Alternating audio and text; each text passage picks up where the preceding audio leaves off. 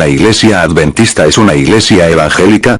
Saludos, bienvenidos al video número 23 de los primeros pasos del cristiano. Efectivamente, hoy veremos la razón del por qué la iglesia adventista es una falsa religión. Para esto, primeramente, estudiaremos un poco la historia de su fundador más reconocido, William Miller, que mediante profecías falsas, de la segunda venida de Cristo, engañó a sus más fieles seguidores fijando fecha y hora falsa de la segunda venida de Cristo al mundo. William Miller, nacido en 1782 y fallecido en 1849, fue un predicador laico bautista, militar, agricultor y jefe cívico local en Lowhampton, en el este de Nueva York. Estudiante de la historia y la profecía bíblica, a partir de sus estudios comenzó a predicar en 1831 el inminente segundo advenimiento de Cristo. Es considerado como el fundador del movimiento adventista, también conocido como movimiento millerista, de los años 1830 y 1840 en Norteamérica. Entre sus descendientes espirituales directos existen varias religiones, incluyendo la Iglesia Adventista del Séptimo Día y movimientos posteriores que se fundaron con la inspiración directa del énfasis de Miller en la profecía bíblica, incluyendo el movimiento de estudiantes de la Biblia. Miller fue también un activo francmasón. Fue aquí, Paul May, Vermont, donde el señor Miller se convirtió en miembro de la fraternidad masónica, en la cual su perseverancia, sin nada más, se manifestó. Avanzó al grado más alto que las logias en el condado, o en la región, podían conferir. Al comienzo de la guerra anglo-estadounidense de 1812, Miller reunió una compañía local de hombres y viajaron a Burlington, Vermont. Fue transferido al 30º Regimiento de Infantería en el Ejército Regular de los Estados Unidos con el rango de teniente. Después de la guerra, y siguiendo a su liberación del ejército el 18 de junio de 1815, Miller regresó a Paul May.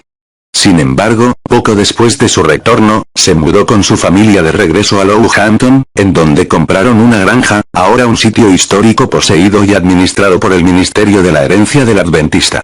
Basando su creencia principalmente en Daniel 8:14, que dice, hasta 2300 tardes y mañanas. Luego el santuario será purificado. Y usando un principio interpretativo conocido como el principio de día-año. Miller concluyó que la purificación del santuario, templo de Jerusalén, representaba la purificación de la tierra por fuego en la segunda venida de Cristo.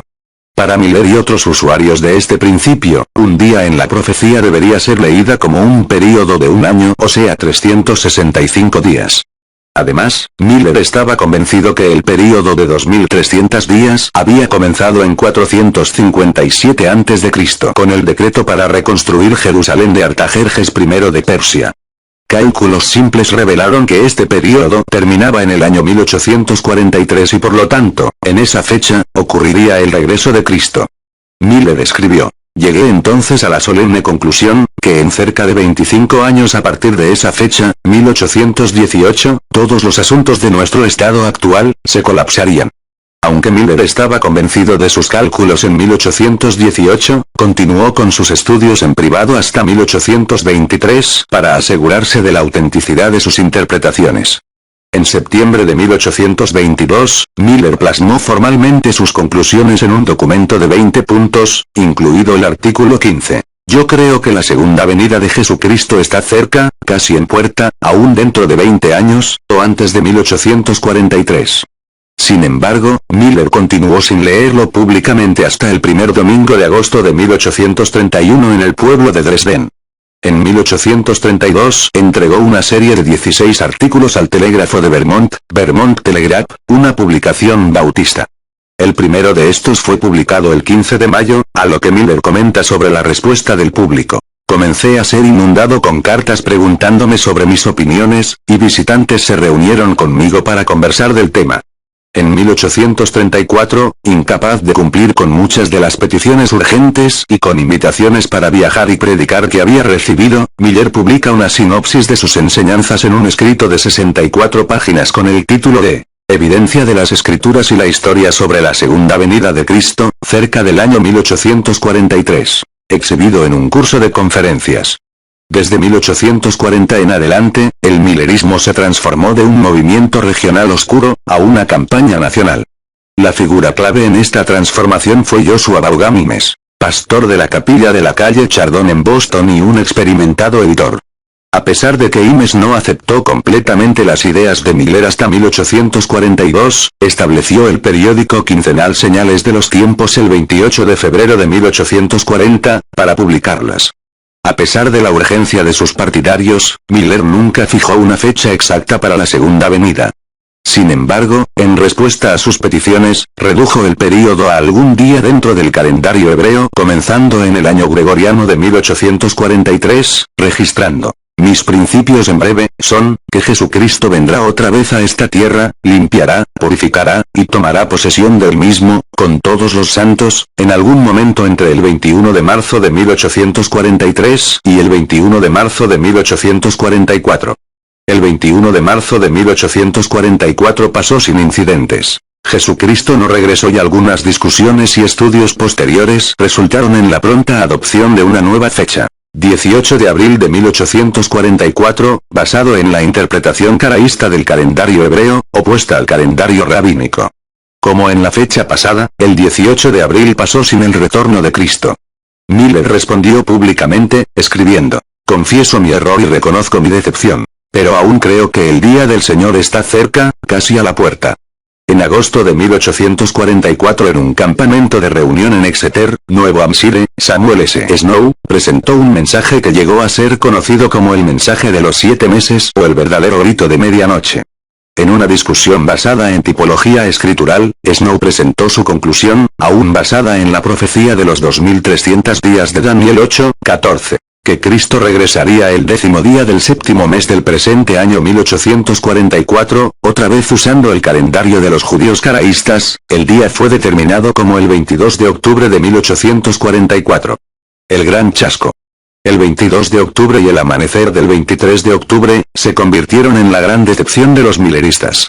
Hiram Edson registró que nuestras más profundas esperanzas y expectativas fueron destrozadas, y un espíritu de angustia vino sobre nosotros como nunca antes había experimentado, lloramos y lloramos hasta el atardecer. Después del gran chasco muchos milleristas simplemente renunciaron a sus creencias. Algunos no lo hicieron y proliferaron puntos de vista y explicaciones. Miller inicialmente parecía creer que la segunda venida de Cristo aún iba a tener lugar, que el año de expectativa estaba de acuerdo a la profecía. Pero, que debía de haber algún error en la cronología de la Biblia, que provenía de algún error humano, que podría haber desechado alguna fecha y que esto de alguna forma contará para la discrepancia.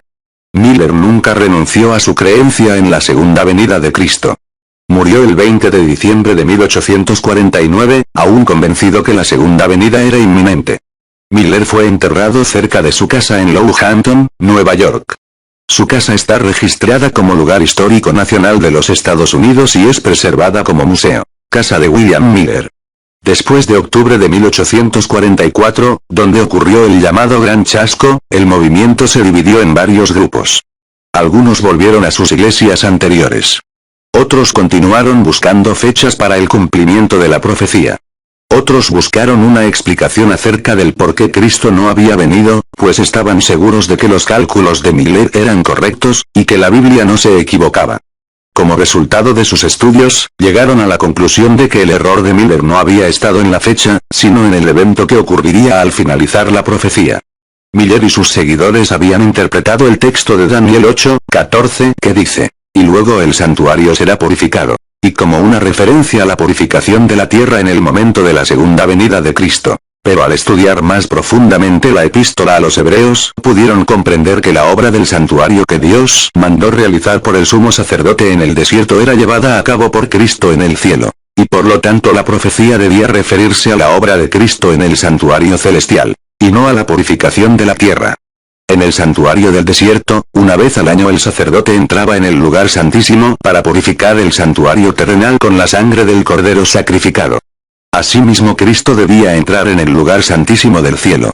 Al estudiar la obra y la construcción del santuario terrenal se pudo encontrar que este había sido mostrado a Moisés en visión en el monte. Éxodo 25, 40, 26, 30 y 27, 8. Por tanto, si tenía el mismo modelo que el santuario celestial, Cristo estaba pasando al lugar santísimo del cielo, y estaba llevando a cabo el juicio que realizaba el sumo sacerdote. Lo que había ocurrido en 1844 era el comienzo del juicio, y no la segunda venida, ya que nadie sabe el día y la hora del regreso de Jesús. Mateo 24:36. De este grupo surgió lo que hoy es la Iglesia Adventista del Séptimo Día. Miller mantuvo su fe hasta el final, y poco antes de su muerte, escribió: "Nosotros esperábamos el regreso personal de Jesús en este tiempo, y ahora sostener que no nos equivocamos sería deshonesto. A nosotros nunca nos debería avergonzar el confesar francamente todos nuestros errores. No tengo ninguna confianza en ninguna de las nuevas teorías que han surgido de nuestro movimiento, llámese que Cristo viene como el novio, que la puerta de la misericordia se ha cerrado, que no hay salvación para los pecadores, que la séptima trompeta ha sonado, o que esto fue el cumplimiento de alguna profecía en algún sentido. Saludos, espero que este video haya sido para tu vida de mucha bendición. Nos vemos en el video número 24, con los primeros pasos del cristiano para estudiar quién fue la otra fundadora de este movimiento llamada Elena de White. Te saluda tu hermano en Cristo, Juan Roberto.